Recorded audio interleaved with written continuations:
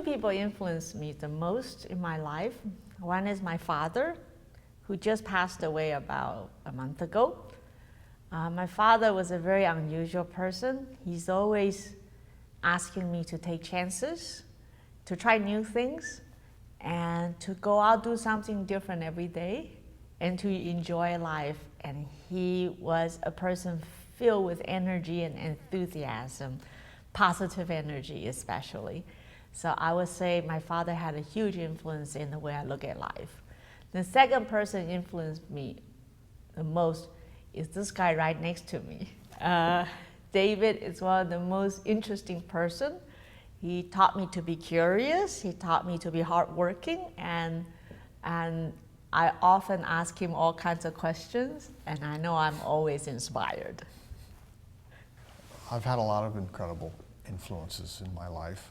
My father was also a great influence on me. He was a professional musician, and he was also a great teacher, and his way of teaching was really he was kind of like a Pied Piper. He was so in love with music and so fascinated by it.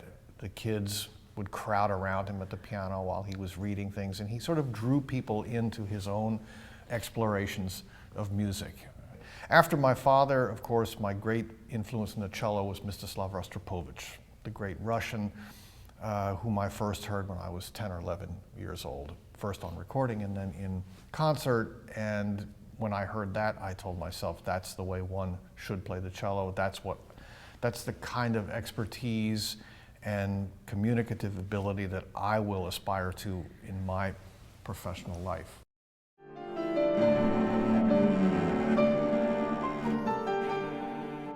If not a musician, I would definitely be a food critic. But I'll be weighing about 400 pounds. I'll go to a restaurant every night and try out different food and write down my thoughts and share with everybody. Being a musician is very close to that because we travel so much. So we go to a lot of restaurants, and that is one of the biggest joy of my life.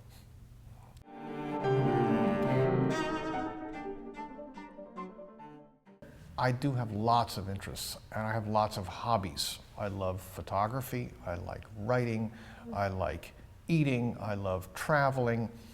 I love going to experience other genres of art, especially visual arts. I'm very interested in graphic design.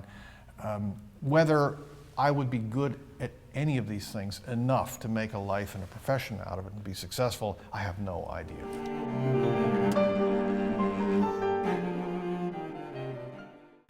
Recently, I've read the most marvelous biographies of Mendelssohn by R. Larry Todd and of Johannes Brahms by Jan Swafford. And these books, for me, are, because I know the music so well, when the composers' lives are revealed in depth, their experiences, their context, their influences and their priorities, it fills me out as a musician.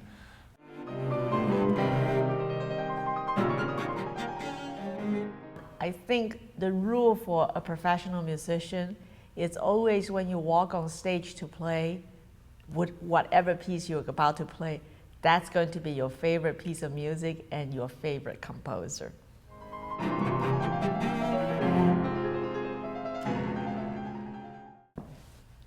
What did I listen lately?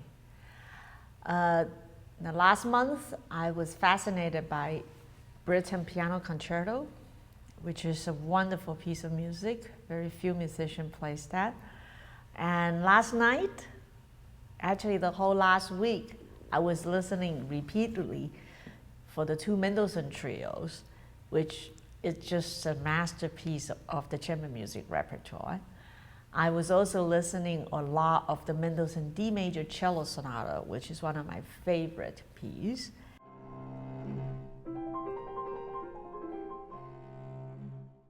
Memory, the favorite CMS memories. There's so many of them, how could I choose from? I have to say,